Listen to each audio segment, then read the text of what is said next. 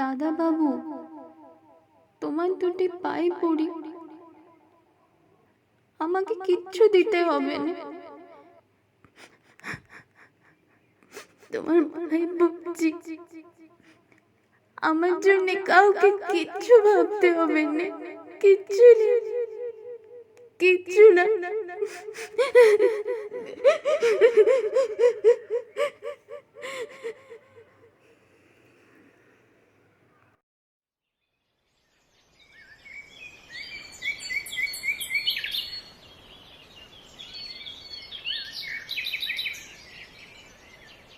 প্রথম কাজ আরম্ভ করিয়াই উলাপুর গ্রামে পোস্টমাস্টারকে আসিতে হয়।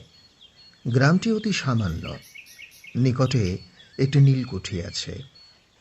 তাই কুঠির সাহেব অনেক জোগাড় করিয়া এই নূতন পোস্ট অফিসটি স্থাপন করাইয়াছে। আমাদের এই গল্পের পোস্টমাস্টার নন্দ কলিকাতার ছেলে। জলের মাছকে ডাঙায় তুলিলে যেরকম হয়, এই গণ্ডগ্রামের মধ্যে আসিয়া পোস্টমাস্টারেরও সেই দশা উপস্থিত হইয়াছে। একখানি অন্ধকার আটচালার মধ্যে তাহার অফিস।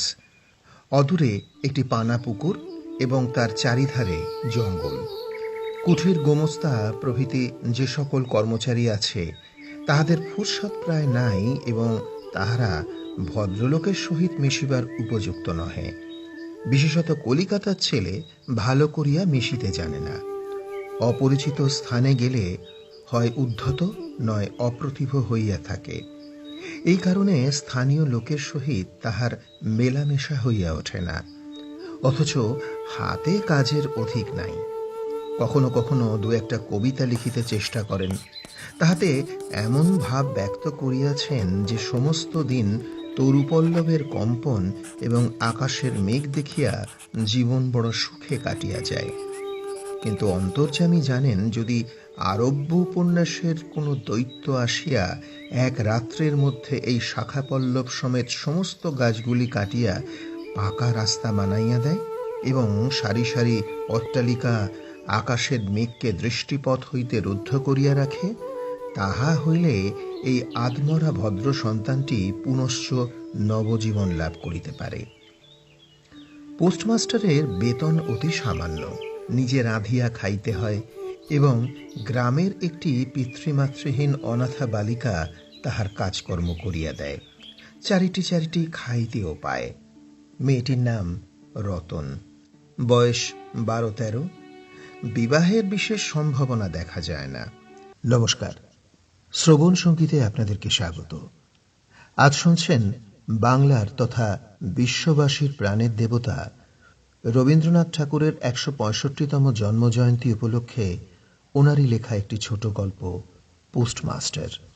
তাহলে গল্পের বাকি অংশটা শোনা যাক। সন্ধ্যার সময় যখন গ্রামের গোয়ালঘর হইতে ধূমকুণ্ডলায়িত হইয়া উঠিত, ঝোপে ঝোপে ঝিল্লি ডাকিত, দূরে গ্রামের নেশাখোর বাউলের দল খোল করতাল বাজাইয়া উচ্চস্বরে গান জুড়িয়া দিত, যখন অন্ধকার দাওয়ায় একলা বসিয়া গাছের কম্পন দেখিলেও কবি হৃদয় ঈষৎ হৃৎকম্প উপস্থিত হইত, তখন ঘরের এক কোণে একটি ক্ষীণ শিখা প্রদীপ জ্বালাইয়া পোস্টমাস্টার ডাকিতেন, রতন। রতন দ্বারে বসিয়া এই ডাকের জন্য অপেক্ষা করিয়া থাকিত, কিন্তু এক ডাকেই ঘরে আসিত না। বলিত, দাদা বাবু, ডাকছো কেন? তুই কি করছিস রে? এখনই উনুন ধরাতে যেতে হবে হেসেলের। তোর হেঁসেলের কাজ পরে হবে, এখন একবার তামাকটা সেজে দে তো। অনতি বিলম্বে দুটি গাল ফুলাইয়া কলিকায় ফুঁ দিতে দিতে রতনের প্রবেশ। হাত হইতে কলিকাটা লইয়া পোস্টমাস্টার ফস করিয়া জিজ্ঞেস করেন, আচ্ছা রতন, তোর মাকে মনে পড়ে? সে অনেক কথা, কতক মনে পড়ে, কতক মনেই পড়ে না। মায়ের চেয়ে বাবা আমাকে বেশি ভালোবাসতো। বাবাকে অল্প অল্প মনে আছে আমার। সারাদিন পরিশ্রম করে বাবা সন্ধেবেলায় যখন ঘরে ফিরে আসতো, তখন বাবা আমাদের জন্য খাবার নিয়ে আসতো। এই কথা হইতে হইতে ক্রমে রতন পোস্টমাস্টারের পায়ের কাছে মাটির ওপর বসিয়া পড়িত। জানো দাদাবাবু, আমার একটা ছোট ভাই ছিল। অনেক দিন আগে বর্ষার দিনে একদিন একটা ডোবার ধারে দুইজন মিলে গাছের ভাঙা ডালকে ছিপ করে মিছামিছি মাছ ধরা খেলা করতাম। কি মজার খেলা ছিল, সেই সব আজও মনে আছে। এইরূপ কথা প্রসঙ্গে মাঝে মাঝে বেশি রাত হইয়া যাইত। তখন আলস্যক্রমে পোস্টমাস্টারের আর রাঁধিতে ইচ্ছা করিত না। সকালের বাসি ব্যঞ্জন থাকিত এবং রতন তাড়াতাড়ি উনুন ধরাইয়া খান কয়েক রুটি সেঁকিয়া আনিত। তাহাতে উভয়ের রাত্রের আহার বেশ চলিয়া যাইত। এক একদিন সন্ধেবেলায় সেই বৃহৎ আটচালার কোণে আপিসের কাঠের চৌকির ওপর বসিয়া পোস্টমাস্টারও নিজের ঘরের কথা পাড়িতেন, ছোট ভাই, মা এবং দিদির কথা। প্রবাসে একলা ঘরে বসিয়া যাহাদের জন্য হৃদয় ব্যথিত হইয়া উঠিত তাহাদের কথা। যে সকল কথা সর্বদাই মনে উদয় হয়, অথচ নীলকুঠির গোমস্তাদের কাছে যাহা কোনো মতেই উত্থাপন করা যায় না, সেই কথা একটি অশিক্ষিতা ক্ষুদ্র বালিকাকে বলিয়া যাইতেন। কিছুমাত্র তার অসঙ্গত মনে হইত না। অবশেষে এমন হইল, বালিকা কথোপকথনকালে তাহার ঘরের লোকদিগকে মা, দিদি, দাদা বলিয়া চিরপরিচিতের ন্যায় উল্লেখ করিত। এমনকি তাহার ক্ষুদ্র হৃদয়পটে বালিকা তাহাদের কাল্পনিক মূর্তিও চিত্রিত করিয়া লইয়াছিল।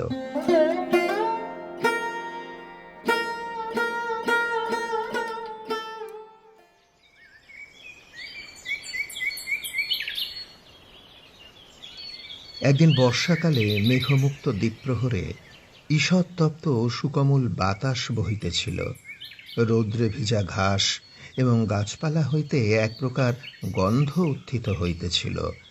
মনে হইতেছিল যেন ক্লান্ত ধরণীর উষ্ণ নিঃশ্বাস গায়ের ওপর আসিয়া লাগিতেছে এবং কোথাকার এক নাছোড়বান্ধা পাখি তাহার একটা একটানা সুরের নালিশ সমস্ত দুপুরবেলা প্রকৃতির দরবারে অত্যন্ত করুণ সুরে বার বার আবৃত্তি করিতেছিল। পোস্টমাস্টারের হাতে কোনো কাজ ছিল না। সেদিনকার বৃষ্টি ধৌত মসৃণ চিক্কণ তরুপল্লবের হিল্লোল এবং পরাভূত বর্ষার ভগ্নাবশিষ্ট রৌদ্র শুভ্র স্তূপাকার মেঘের স্তর বাস্তবিকই দেখিবার বিষয় ছিল। পোস্টমাস্টার তাহা দেখিতেছিলেন এবং ভাবিতেছিলেন, এই সময় কাছে একটি কেহ নিতান্ত আপনার লোক যদি থাকিত, হৃদয়ের সহিত একান্ত সংলগ্ন একটি স্নেহের পুত্তলি মানব মূর্তি। ক্রমে মনে হইতে লাগিল, সেই পাখি ওই কথাই বারবার বলিতেছে এবং এই জনহীন তরুচ্ছায়া নিমগ্ন মধ্যাহ্নের পল্লব মর্মরের অর্থ কতকটা ঐরূপ। কেহ বিশ্বাস করে না এবং জানিতেও পায় না, কিন্তু ছোট পল্লীর সামান্য বেতনের সাব পোস্টমাস্টারের মনে গভীর নিস্তব্ধ মধ্যাহ্নে দীর্ঘ ছুটির দিনে এইরূপ একটা ভাবের উদয় হইয়া থাকে। পোস্টমাস্টার একটা দীর্ঘ নিঃশ্বাস ফেলিয়া ডাকিলেন, রতন। রতন তখন পেয়ারাতলায় পা ছড়াইয়া দিয়া কাঁচা পেয়ারা খাইতেছিল। প্রভুর কণ্ঠস্বর শুনিয়া অবিলম্বে ছুটিয়া আসিল। হাঁপাইতে হাঁপাইতে বলিল, দাদাবাবু, ডাকছো? ভাবছি তোকে আমি এবার একটু একটু করে পড়তে শেখাবো। সত্যি? তুমি আমাকে লেখাপড়া শেখাবে? তুই এই পয়সাটা ধর, দোকানে গিয়ে একটা স্লেট আর পেন্সিল কিনে নিয়ে আয়।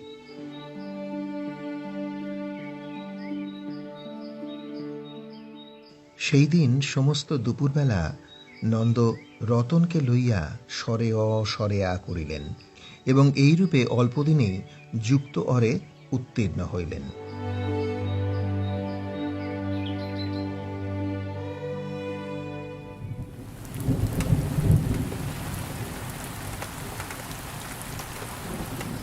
শ্রাবণ মাসে বর্ষণের আর অন্ত নাই। খাল, বিল, নালা জলে ভরিয়া উঠিল। অহর্নিশি ভেকের ডাক এবং বৃষ্টির শব্দ। গ্রামের রাস্তায় চলাচল প্রায় এক প্রকার বন্ধ। নৌকায় করিয়া হাটে যাইতে হয়। একদিন প্রাতঃকাল হইতে খুব বাদলা করিয়াছে। পোস্টমাস্টারের ছাত্রীটি অনেকক্ষণ দ্বারের কাছে অপেক্ষা করিয়া বসিয়াছিল, কিন্তু অন্য দিনের মতো যথাসাধ্য ডাক নিয়মিত শুনতে না পাইয়া আপনি সমস্ত খুঙ্গি পুঁথি লইয়া ধীরে ধীরে ঘরের মধ্যে প্রবেশ করিল। দেখিল পোস্টমাস্টার তাহার খাটিয়ার ওপর শুইয়া আছেন। বিশ্রাম করিতেছেন মনে করিয়াও অতি নিঃশব্দে পুনশ্চ ঘর হইতে বাহিরে যাবার উপক্রম করিল। সহসা শুনিল, রতন। রতন তাড়াতাড়ি ফিরিয়া গিয়া বলিল, দাদাবাবু, তুমি ঘুমোচ্ছিলে? পোস্টমাস্টার কাতর স্বরে বলিলেন, শরীরটা ভালো বোধ হচ্ছে না রে, দেখ তো আমার কপালে হাত দিয়ে।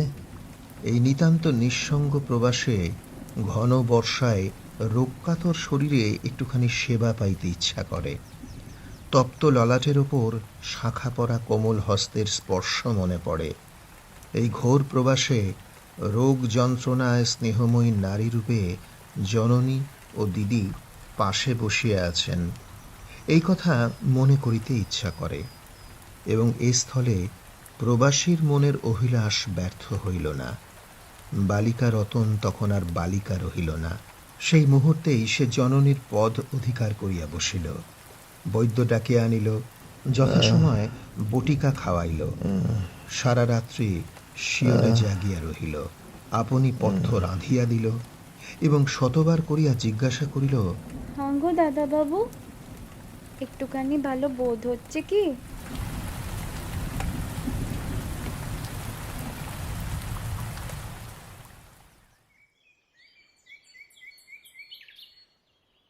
বহুদিন পরে পোস্টমাস্টার ক্ষীণ শরীরে রোগশয্যা ত্যাগ করিয়া উঠিলেন।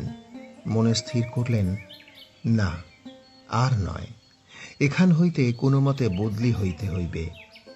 স্থানীয় অস্বাস্থ্যের কথা উল্লেখ করিয়া তৎক্ষণাৎ কলিকাতায় কর্তৃপক্ষের নিকট বদলি হইবার জন্য দরখাস্ত করিলেন। রোগ সেবা হইতে নিষ্কৃতি পাইয়া রতন দ্বারের বাহিরে আবার তাহার স্বস্থান অধিকার করিল, কিন্তু পূর্ববৎ আর তাহার ডাক পড়ে না। মাঝে মাঝে উঁকি মারিয়া দেখে পোস্টমাস্টার অত্যন্ত অন্যমনস্কভাবে চৌকিতে বসিয়া অথবা খাটিয়ায় শুইয়া আছেন। রতন যখন আহ্বান প্রত্যাশা করিয়া বসিয়া আছে, তিনি তখন অধীর চিত্তে তাহার দরখাস্তের উত্তরের প্রতীক্ষা করিতেছেন। বালিকা দ্বারের বাহিরে বসিয়া সহস্রবার করিয়া তাহার পুরনো পড়া পড়িল, পাছে যেদিন সহসা ডাক পড়িবে সেদিন তাহার যুক্ত অর সমস্ত গণ্ডগোল হইয়া যায়, এই তাহার একটা আশঙ্কা ছিল। অবশেষে সপ্তাহখানেক পরে একদিন সন্ধেবেলায় ডাক পড়িল, রতন। উদ্বেলিত হৃদয়ে রতন গৃহের মধ্যে প্রবেশ করিয়া বলিল, দাদাবাবু, আমাকে ডাকছিলে? শোন রতন, আমি কালকেই চলে যাচ্ছি। চলে যাচ্ছ? কোথায় যাচ্ছ দাদাবাবু? বাড়ি যাচ্ছি রে, কলকাতায়। আবার কবে আসবে? না, আর আসবো না রে। রতন আর কোনো কথা জিজ্ঞাসা করিল না। পোস্টমাস্টার আপনি তাহাকে বলিলেন, কিছুদিন আগে আমি বদলির জন্য সদরে দরখাস্ত করেছিলাম, কিন্তু সেটা নামঞ্জুর হয়ে গেছে রে, তাই বাধ্য হয়ে এই চাকরিটা ছাড়তে হলো। এখানে আমি থাকতে পারছি না রে রতন, আমার দম আটকে আসছে। অনেকক্ষণ আর কেহ কোনো কথা কহিল না। মিটমিট করিয়া প্রদীপ জ্বলিতে লাগিল এবং এক স্থানে ঘরের জীর্ণ চাল ভেদ করিয়া একটি মাটির সরার ওপর টপ টপ করিয়া বৃষ্টির জল পড়িতে লাগিল। কিছুক্ষণ পরে রতন আস্তে আস্তে উঠিয়া রান্নাঘরে রুটি গড়িতে গেল। অন্যদিনের মতন তেমন চটপট হইল না। বোধ করি মধ্যে মধ্যে মাথায় অনেক ভাবনা উদয় হইয়াছিল। পোস্টমাস্টারের আহার সমাপ্ত হইলে পর বালিকা তাহাকে জিজ্ঞেস করিল, দাদাবাবু, একটা কথা বলবো? কি বল? আমাকে আ- আমাকে তোমাদের বাড়ি নিয়ে যাবে? হ্যাঁ? শোনো পাগল মেয়ের কথা। আরে সে কি করে হবে রে? ব্যাপারটা যে কি কি কারণে অসম্ভব তাহা বালিকাকে বুঝানো আবশ্যক বোধ করিলেন না। সমস্ত রাত্রি স্বপ্নে এবং জাগরণে বালিকার কানে পোস্টমাস্টারের হাস্যধ্বনির কণ্ঠস্বর বাজিতে লাগিল। হ্যাঁ? শোনো পাগল মেয়ের কথা। আরে সে কি করে হবে রে?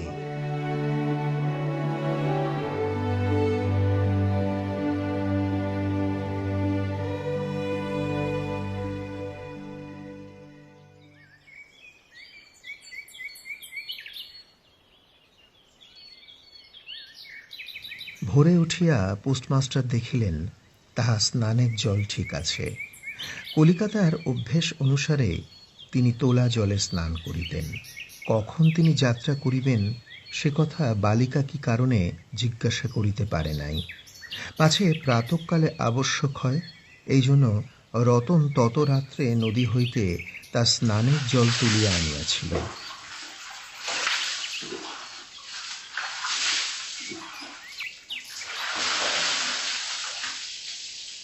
স্নান সমাপন হইলে রতনের ডাক পড়িল, রতন!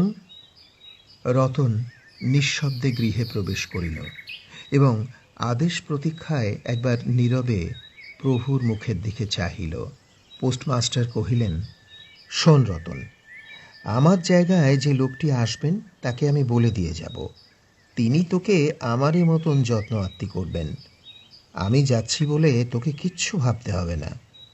এই কথাগুলি যে অত্যন্ত স্নেহগর্ভ এবং দয়ার্দ্র হৃদয় হইতে উত্থিত সে বিষয়ে কোনো সন্দেহ নাই, কিন্তু নারী হৃদয়কে বুঝিবে। রতন অনেকদিন প্রভুর অনেক তিরস্কার নীরবে সহ্য করিয়াছে, কিন্তু এই নরম কথা সহিতে পারিল না। একেবারে উচ্ছ্বসিত হৃদয়ে কাঁপিয়া উঠিয়া কহিল, না না না, তোমার কাউকে কিচ্ছু বলতে হবে না, আমি থাকতে চাই নে। পোস্টমাস্টার রতনের এরূপ ব্যবহার কখনো দেখেন নাই, তাই অবাক হইয়া রহিলেন।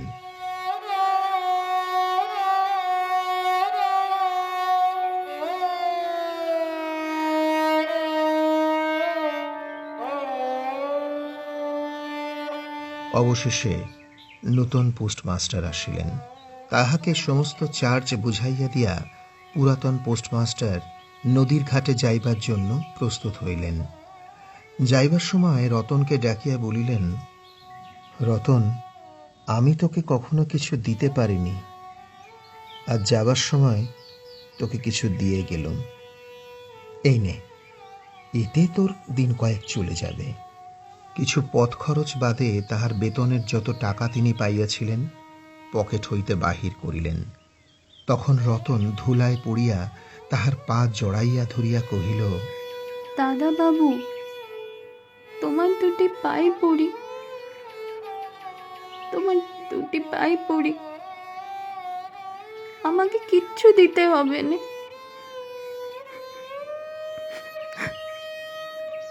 তোমার পায়ে পড়ছি, আমার জন্য কাউকে কিচ্ছু ভাবতে হবে না, কিচ্ছু না, কিচ্ছু না।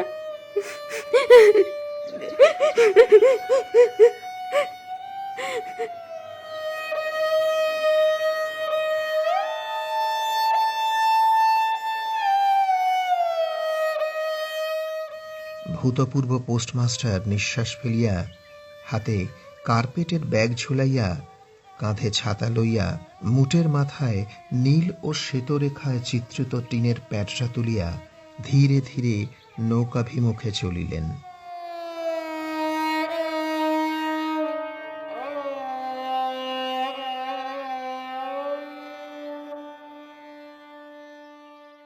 যখন নৌকায় উঠিলেন এবং নৌকা ছাড়িয়ে দিল, বর্ষা বিস্ফারিত নদী ধরণীর উচ্ছ্বলিত অশ্রুরাশির মতো চারিদিকে ছলছল করিতে লাগিল। তখন হৃদয়ের মধ্যে অত্যন্ত একটা ব্যথা অনুভব করিতে লাগিলেন। একটি সামান্য গ্রাম্য বালিকার করুণ মুখচ্ছবি যেন এক বিশ্বব্যাপী বৃহৎ অব্যক্ত মর্মবেদনা প্রকাশ করিতে লাগিল। একবার নিতান্ত ইচ্ছে হইল ফিরিয়া যাই, জগতের ক্রোড়বিচ্যুত সেই অনাথিনীকে সঙ্গে করিয়া লইয়া আসি। কিন্তু তখন পালে বাতাস পাইয়াছে, বর্ষার স্রোত খরতর বেগে বহিতেছে। গ্রাম অতিক্রম করিয়া নদীকূলের শ্মশান দেখা গিয়েছে এবং নদীপ্রবাহে ভাসমান পথিকের উদাস হৃদয়ে এই তত্ত্বের উদয় হইল, জীবনে এমন কত বিচ্ছেদ, কত মৃত্যু আছে, ফিরিয়া ফল কি? পৃথিবীতে কে কাহার?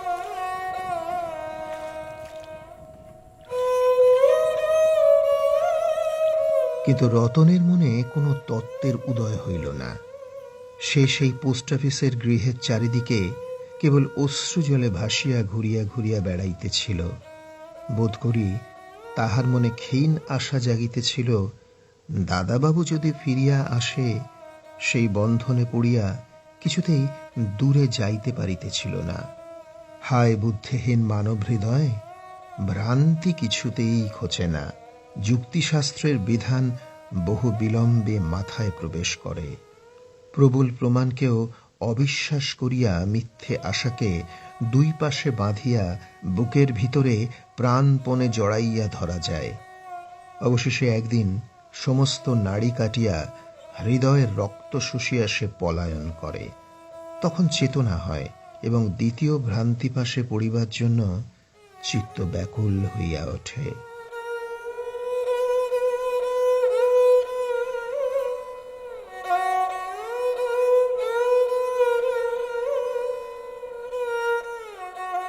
আজ শুনছিলেন রবীন্দ্রনাথ ঠাকুরের লেখা ছোট গল্প পোস্টমাস্টার।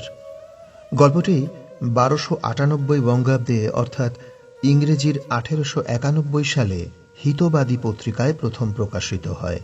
শোনা যায় জমিদারি দেখাশোনার জন্য শিলাইদহে থাকাকালীন রবীন্দ্রনাথের সাথে স্থানীয় এক পোস্টমাস্টারের আলাপ জমে ওঠে। মূলত তাকে উপলক্ষ করেই রবীন্দ্রনাথ এই গল্পের সূত্রপাত করেন।